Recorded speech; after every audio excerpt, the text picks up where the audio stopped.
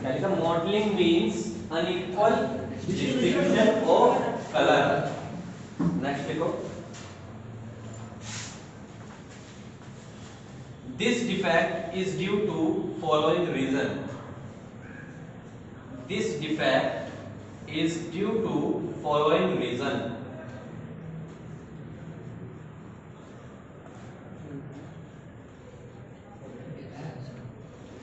यह डिफेक्ट होता है निम्नलिखित कारण के कारण होता है, निम्नलिखित कारणवश होता है। ठीक है, देखो first, migration of dye, migration of dye and sprayer, migration of dye, DYE dye, यहाँ DYE आएगा। ये किसको रिप्रेजेंट करते हैं? आपकी कलर को। और जो आप पहले डाई लिख रहे थे DIE, वो होता था आपका चक्का। ठीक है, तो यहाँ से आ जाएगा migration of dye and sprayer, SPRAYER, sprayer. मैंने बताया था ना कि आपका जैसे वो आपकी जैसे क्या बोलते होते हैं, वो सीमेंट बोलते हैं इसमें, जब वो वाली मशीन होती है आपकी, ठीक है, वो ऐसे घूमते रहती है पूरी आपकी। ठीक है, और आपका सामने से ना उसमें स्प्रे चलता है, जैसे आप उसमें पानी में सपोज पाइप मार रहे हैं कहीं, ठीक है, स्प्रे चलता रहता है। ठीक है, बस तो या तो स्प्रे में थोड़े डिफेक्ट आ जाए, ठीक है, या फिर आपकी जो डाई है, जो आपने कलर डाला है उसमें थोड़ा माइग्रेशन हो गया, तो आपके कलर में इक्वल डिस्ट्रीब्यूशन हो जाएगा। नेक्स्ट देखो, इफ सेकंड है, if drying is not proper, if drying, DRYING, drying is not proper, drying का मतलब सूखना। ठीक है, जब टैबलेट गीली होती थी तो गीली होने के बाद वो सूख रही थी, ठीक है, अगर वो सूखापन आपका प्रॉपर नहीं होगा, चाहे सही बात है बिल्कुल, ठीक है, तो गीले पे आपका कलर पूरा फैल जाएगा। सूखी चीज पे आप कलर डालो, सॉरी सूखी चीज पे आप कलर डालो तो अच्छे से फैल जाएगा, या फिर गीली चीज पे वो आपको भद्दा सा दिखेगा, आप कुछ सोच सकते हैं। तो है कि if drawing is not proper, ठीक है, तो ये कुछ इफेक्ट होते हैं, रीजन, कारण।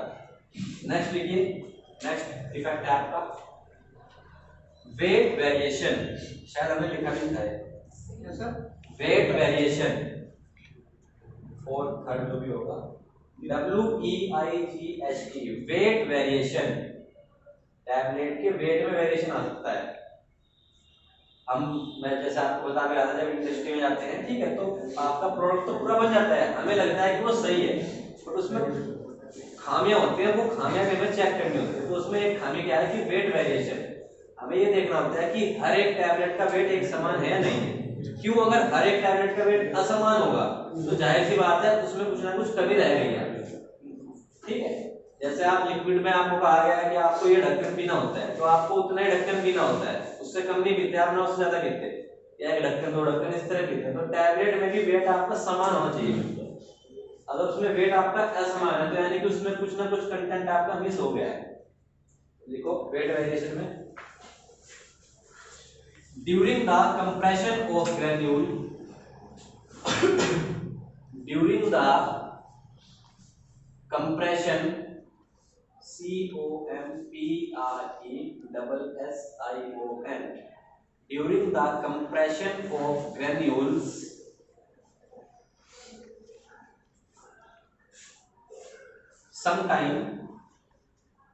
during the compression of granules sometimes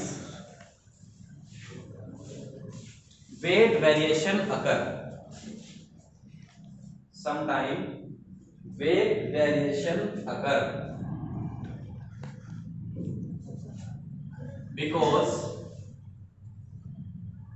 because granules are not in uniform size, because granules are not in uniform size, GRANULS, granules are not in uniform size।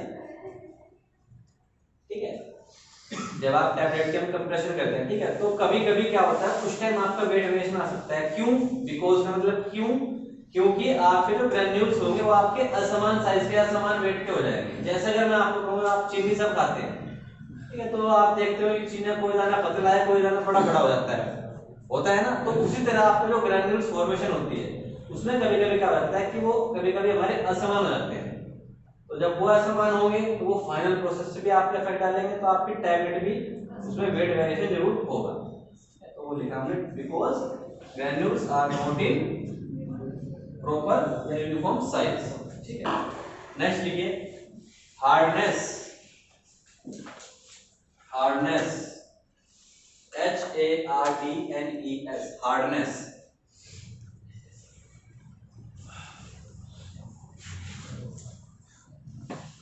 अब hardness क्या होगी? जैसे वेट वेरिएशन तो आप समझ गए कि ठीक है टैबलेट के वेट में फर्क होगा, हार्डनेस में क्या होगा?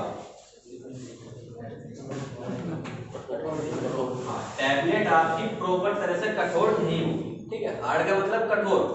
ठीक है, तो जिस तरह आपका वेट असमान था उसी तरह आपकी पता लगा कोई टैबलेट है आज मेरे एफिशिएंट नहीं होता एकदम, तो वो हार्डनेस कहाँ है? उसकी हार्डनेस बिल्कुल जीरो है। जबकि आपकी टैबलेट ऐसी होनी चाहिए कि थोड़ा वेट वेरी कर सके। ठीक है, जैसे आप नॉर्मल देखते हैं वो नहीं टूटती आपसे, ठीक है, हल्का सा पुश करते हो तब टूट जाती है पता हालांकि, ठीक है, बट ये नहीं कि बिल्कुल रखी और उसमें कुछ भी अगर पंच और टूट गई, नहीं। ठीक है, तो टैबलेट की हार्डनेस भी आपकी कभी कभी वेरी कर जाती है। तो लिखो in this case,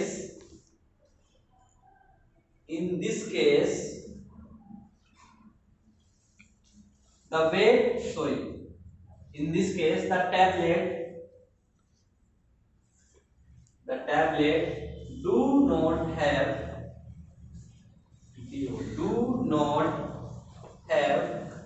proper hardness,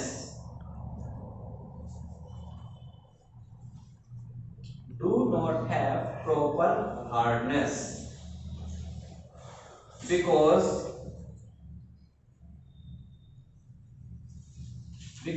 sometime, अच्छा हार्डनेस क्यों होगी? सॉरी, हार्डनेस आपकी वीक कब होगी? हाँ, जब आपकी कंप्रेस ठीक से नहीं हुई। चलो ये पॉइंट भी आपका ठीक है बिल्कुल। और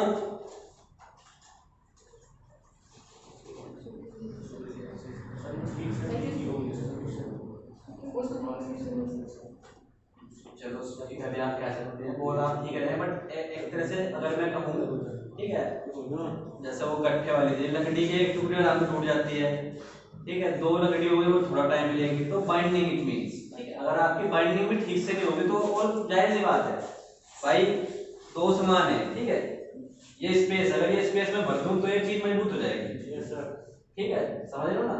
तो वही, अगर आपके बीच में उसमें स्पेस है, कुछ वर्ड रह जाएगा तो उसकी हार्डनेस कम हो जाएगी, वो टूट जाएगी। तो वही क्या लिखा हमने, do not have proper hardness because sometimes binding of tablet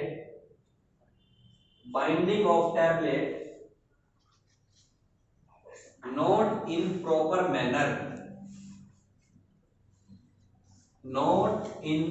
proper manner, MANNER, manner, ठीक है। कभी कभी क्या होता है आपकी बाइंडिंग प्रॉपर मैनर में नहीं हो पाती, जिसके कारण क्या होता है आपका उसमें स्पेस रह जाता है, और वो स्पेस आपका क्या कोज करता है कि उसको हार्डनेस आपकी कम कर देता है। ठीक है, नेक्स्ट लिखो, चलो बहुत है, ठीक है। अब नेक्स्ट हेडिंग आ गई इवैल्यूएशन ऑफ टैबलेट। ये क्या आते हैं हमारे मैन्युफैक्चरिंग डिफेक्ट, बनाते समय आपके क्या क्या डिफेक्ट हो सकते हैं। ठीक है, अब हम पढ़ रहे हैं evaluation of tablet.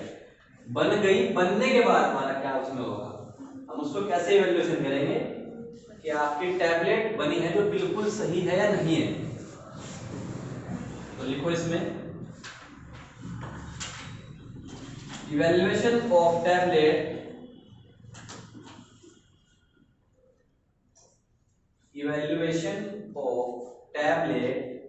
should be carry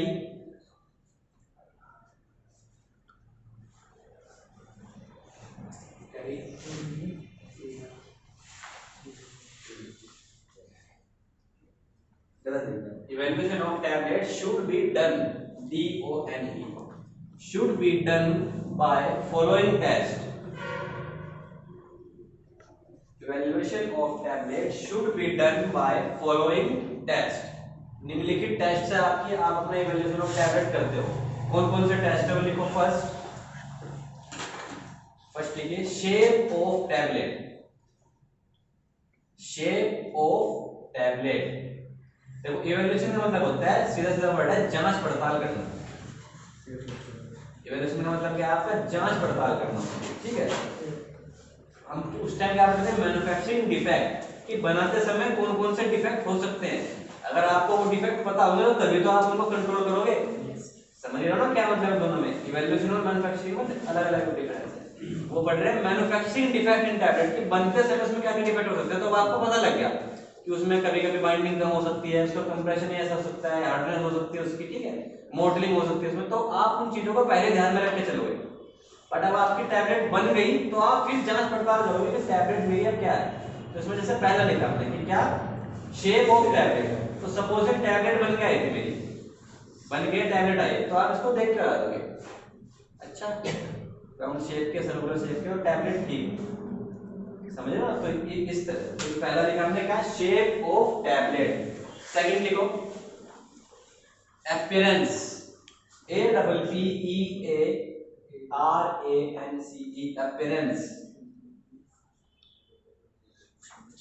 appearance का मतलब उसकी दिखावट या बनावट, ठीक है। नेक्स्ट लिखो third uniformity of weight. Uniformity of weight, UNIFORMITY, uniformity of weight. Next लीजिए डिसइंटीग्रेशन टेस्ट, और यहीं से आपके क्वेश्चन आते हैं और टैबलेट के ये दोनों टेस्ट घोट के पी जाने हैं आपको, ठीक है, चाहे दाल के साथ पी जाओ, चाहे पानी के साथ, चाहे दूध के साथ पी जाना बता, ठीक है, आलू के साथ पी जाना और पर पी जाना। डिसइंटीग्रेशन टेस्ट कभी कभी डायरेक्ट क्वेश्चन पूछता है क्योंकि describe the disintegration test for tablet या describe disintegration test for capsule, दोनों बिल्कुल सेम है, हल्का फुल्का सा सिर्फ आपका टाइमिंग का फर्क आएगा कि कैप्सूल के लिए वो इतना टाइम चलता है, टैबलेट के लिए इतना टाइम चलेगा, वरना दोनों के सेम है। तो इसलिए क्वेश्चन इंपोर्टेंट बन जाता है, क्यों, क्योंकि दो यूनिट को एक क्वेश्चन कवर करता है, ठीक है। तो क्या है डिसइंटीग्रेशन टेस्ट। नेक्स्ट लिखिए dissolution test, DISSOLUTION, dissolution test. देखो दोनों के नाम में फर्क है। डिसइंटीग्रेशन टेस्ट इट मींस उसके टूटने का समय चेक करेंगे कि जो समय हमें प्रिस्क्राइब करा है कि 5 मिनट करा है, 10 मिनट करा है, उसमें समय वो टूट भी रही है नहीं टूट रही है। डिसोल्यूशन का मतलब क्या है घुलना, कि वो घुल भी रही है नहीं घुल रही है सही से, ठीक है। पता लगा वो गई, टूट तो गई 2-3 भाग में, पर वो घुली नहीं पड़ी है ऐसे टाइम, तो क्या फायदा उसका, बेकार है। नेक्स्ट लिखो फ्राइबिलिटी,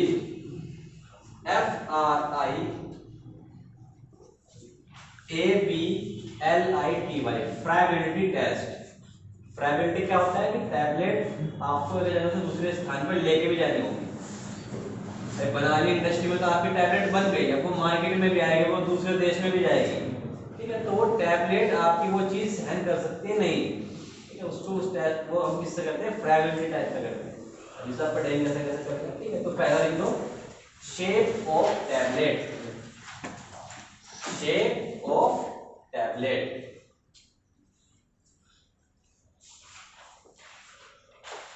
अब देखो आपका एक वर्ड होता है क्या फार्माकोपिया, सुना है, तो तुमने इसमें सुना होगा, मैम ने बताया वो फार्माकोपिया के बारे में। क्या होता है फार्माकोपिया?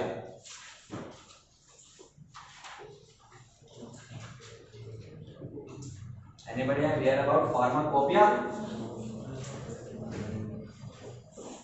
अच्छा 12th में बायोलॉजी की कौन सी बुक से पढ़ी है?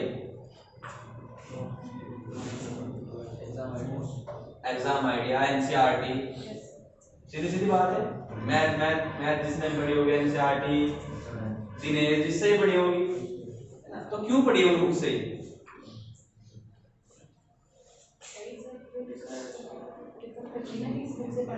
प्रीफर करते हैं आपको कि इन बुक से पढ़ना है। इट मींस वो एक स्टैंडर्ड सेट है। वो क्या है? एक स्टैंडर्ड सेट है। जैसे आप कोई मेरे से पूछे कि सर शूटिंग्स की, तो मैं आपको कहता हूँ कि आरएम मेटा से पढ़िएगा। इट मींस आरएम मेटा में आपका स्टैंडर्ड सेट है कि आपका शूटिंग्स उसमें कितनी अच्छी दी हुई है। तो फार्माकोपिया क्या हुआ? फार्माकोपिया एक ऐसी आपकी स्टैंडर्ड बुक है जिसमें आपका पूरी फार्मेसी के बारे में दिया हुआ है। ठीक है, फार्मेसी के बारे में सब कुछ दिया हुआ है। तो फार्माकोपिया क्या है कि आपकी स्टैंडर्ड बुक है जिसमें आपको फार्मेसी के बारे में सब कुछ दिया हुआ है कि आपको कौन सी डोज कैसे लेनी है, कौन सी दवाई आपको किस तरह प्रिपेयर करनी है। ठीक है, ये आपका सामान किस काम आता है, मतलब समझ गए। All over things about pharmacy describe in pharmacopoeia. ठीक है, तो फार्माकोपिया का हमारे स्टैंडर्ड बुक है। तो जो आपकी शेप ऑफ टैबलेट है, इसलिए हमने एक वर्ड लिखना है, बस तो लिखो इसमें फार्माकोपिया। मैंने इसलिए बता दिया आपको क्योंकि इसमें एक ही वर्ड है बस। देखो, इन फार्माकोपिया, फार्माकोपिया, COPEIA,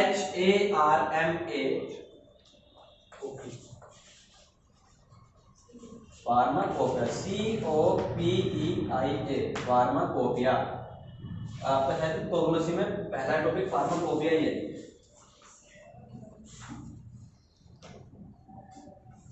क्या लिखा? In pharmacopoeia the shape of tablet, in pharmacopoeia the shape of tablet is defined DEFINE is defined as circular या तो सर्कुलर होगी, ऐसी होती है, ऐसी शेप की होती है आपकी टैबलेट है ना, circular with flat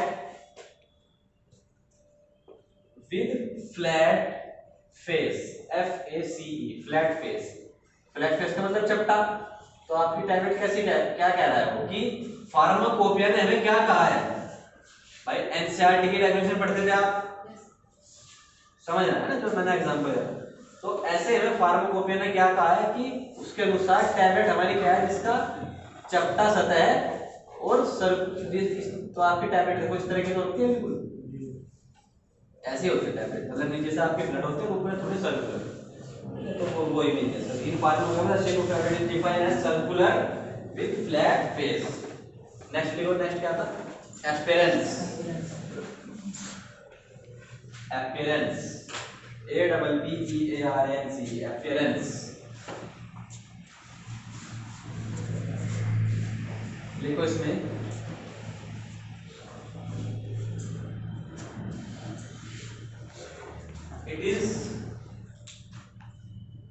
it is based on structure,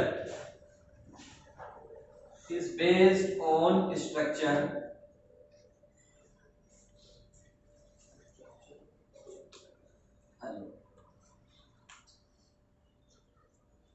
is based on structure, full stop, next देखो। when a tablet is coated COATED,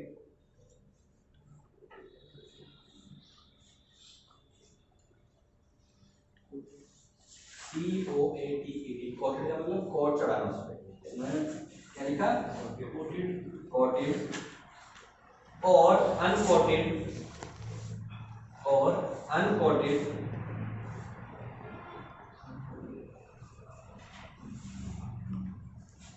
क्या लिखा मैंने? uncoated, when a tablet is coated और uncoated, कोमा लगा दो।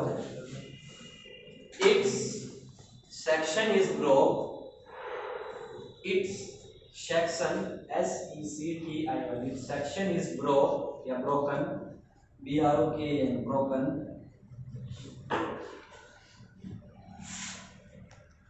its section is broken, then examine under lens या microscope, एक minute, then examine under microscope लिखो आप, then examine under microscope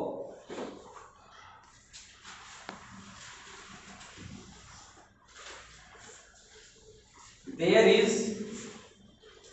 there is uniform texture, P-E-X-T-U-R-E, texture, P-E-X-T-U-R-E, texture।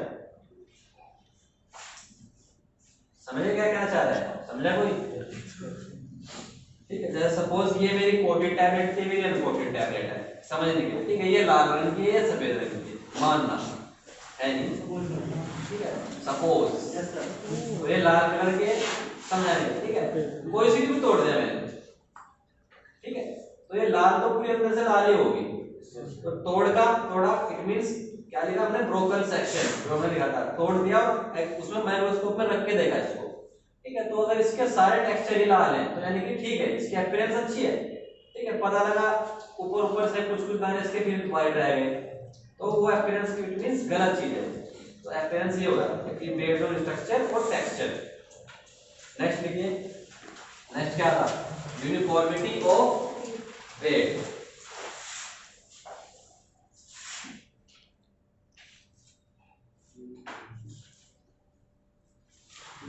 लिखो इसमें, हाँ जी,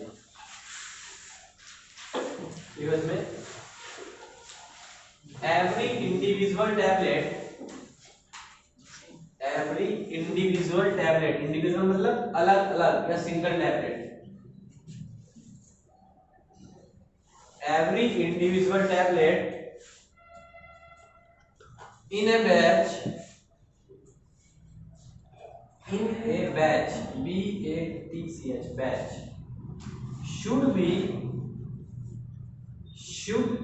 uniform in weight,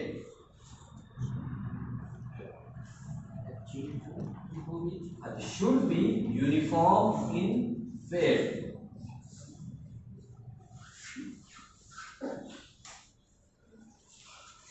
ठीक है, आपका जो बैच निकला है प्रॉपर, ठीक है, सपोज डिस्प्रिन की कोई टैबलेट बने तो डिस्प्रिन का जो बैच चल रहा है, ठीक है, उसकी हर एक टैबलेट का वजन उतना होना चाहिए जितना सबका है, ठीक है, वो कह रहा है कि क्या लिखा, every individual tablet in a batch should be uniform in weight, comma, but a small deviation,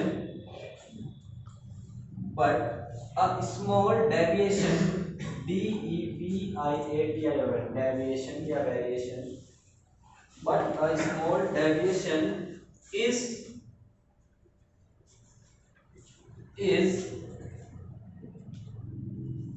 क्या लिखा, but a small deviation is allowed by pharmacopoeia, is allow by pharmacopoeia, ठीक है, बट फार्माकोपिया ने क्या कहा है कि वैसे तो आपका प्रॉपर इंडिविजुअल टैबलेट का वेट एक होना चाहिए, इक्वल होना चाहिए, ठीक है, बट बहुत स्मॉल डेविएशन आपका चल सकता है, तो जो डेविएशन होगा वो लिखेंगे,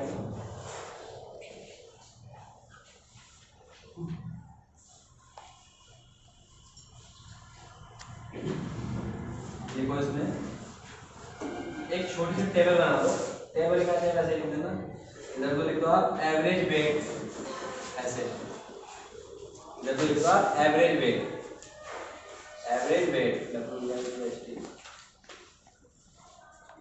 एवरेज वेट, और सेकंड उसमें कॉलम में लिखना परसेंटेज, चाहे तो डायरेक्ट साइन बना देना परसेंटेज का, या ऐसे लिख देना ये कितनी परसेंटेज है, डेविएशन चल सकती है, ऐसे करना है, एवरेज वेट और परसेंटेज,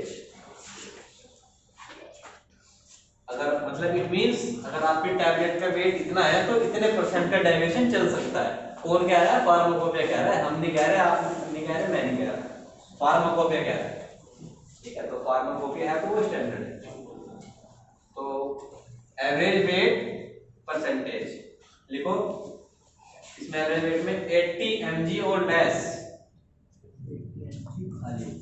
80 mg और लेस, तो 10% का डेविएशन चल सकता है, इसमें 10% तक का डेविएशन चल सकता है,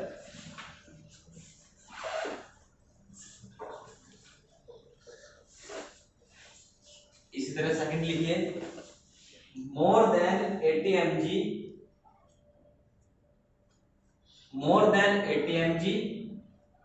but less than 250 mg, 80 से तो ज्यादा हो बट 250 से कम हो। तो more than 80 mg but less than 250 mg, 250 mg। इसमें 7.5 7.5% का डेविएशन चल सकता है, 7.5%। लास्ट लिखिए 250 mg और मोर, अगर 250 से ज्यादा हो रहा है आपका वेट टैबलेट का, अगर आपका वेट टैबलेट का 250 से ज्यादा हो रहा है तो आपका 5% का डेविएशन चलेगा, बस 5%। तो 10, 7.5 और 5, 80, 80 से 250, 250 से ऊपर 5%। ठीक है, नेक्स्ट लीजिए, नेक्स्ट क्या है, ये दोनों आराम से पढ़ेंगे क्योंकि यही मेन है, मेन चीज है, 10 लास्ट में पढ़ने चाहिए आराम से खुल के। लास्ट लिखो, इससे पहले वो लिखते हैं फ्रायबिलिटी, फ्रायबिलिटी, FRIABILITY, फ्रायबिलिटी एपरेटस या फ्रायबिलिटी टेस्ट, एक ही बात है।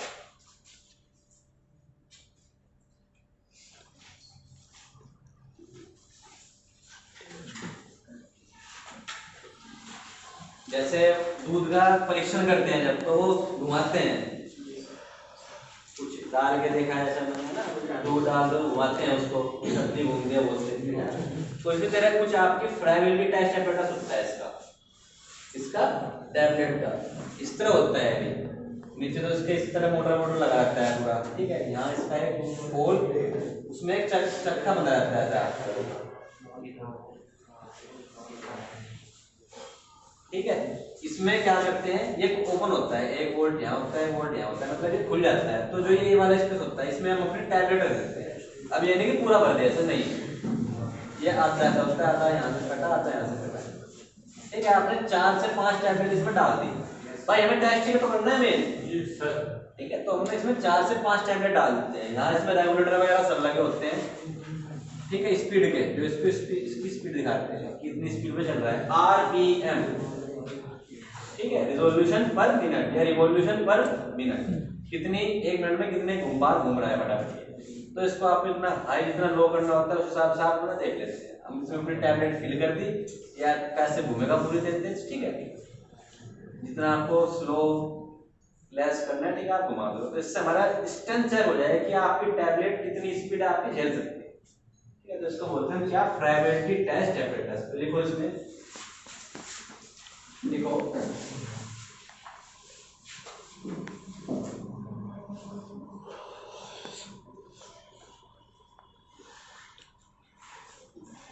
in this case we check, we का मतलब हम या आप, we check, CHECK, we check the standing property, STANDING, standing, चलो आपने स्टैंडिंग लिख दिया, इसके ब्रैकेट में लिख दो स्टेबिलिटी, STABILITY, स्टेबिलिटी। स्टेबिलिटी भी वही होता है और स्टैंडिंग भी वही होता है इस वर्ड में, वहां क्या लिखा, we check the standing and stability of tablet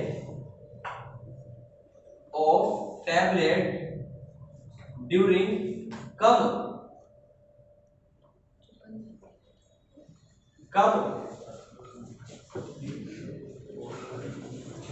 during transportation, TRANSPORTATION,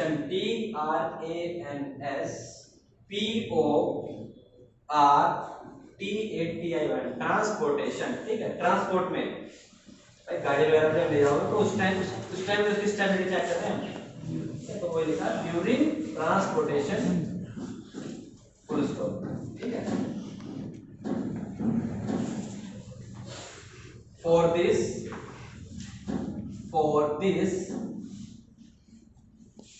we perform, for this इसके लिए ट्रांसपोर्टेशन की चेक करने के लिए, for this we perform PERFORMAT, we perform friability test. क्या sir? For this we perform friability test.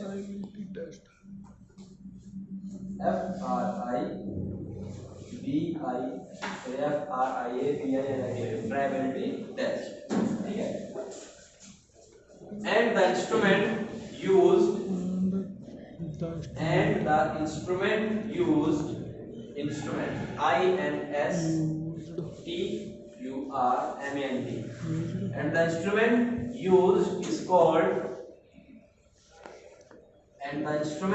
is called friabilator. friabilator.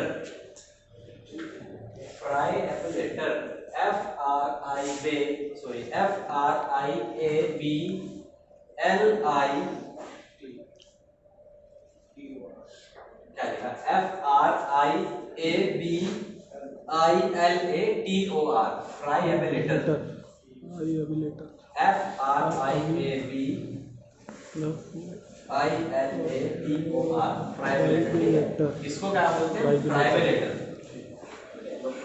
इसका diagram बनाया ना, वैसे बुक में होगा, नेट पे डालोगे आप फ्राइबिलेटर एकदम निकल के आ जाएगा, ठीक है। इस तरह का होगा, इस तरह का, ठीक है। देखो जैसे जिस तरह का बनाया, कला इतनी सीन थी मेरी, ठीक है, पर नंबर के लिए बहुत काम है सब। हिंदी में क्या बोलते हैं? हिंदी में तो कहना फ्राइबिलेटर लोगों को ये है कि टैब, हिंदी में इस तरह समझना कि टैबलेट को इधर वहां ढोने ले जाने के लिए, ठीक है, जो हम टेस्ट या प्रयोग करेंगे उसको क्या बोलते हैं? फ्राइबिलेटर बोलते हैं, ठीक है। कि वो ट्रांसपोर्ट या माल ढोते समय कितना वजन या वो क्या बोलते हैं उसको, आप स्ट्रेंथ सह सकती है, उसको क्या बोलेंगे? फ्राइबिलेटर बोलते हैं। नेक्स्ट लिखो, एक आपको यहाँ पे आपने मेन हेडिंग लिखी थी ना, वहाँ पे छूट गया आपका, वहाँ पे भी लिख देना चाहिए, 7 जो पॉइंट होगा यहाँ पे तो लिख लो। Mechanical strength, MECHANICAL,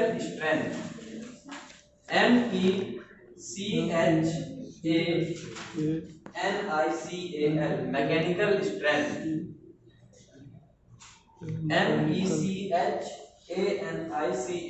mechanical strength.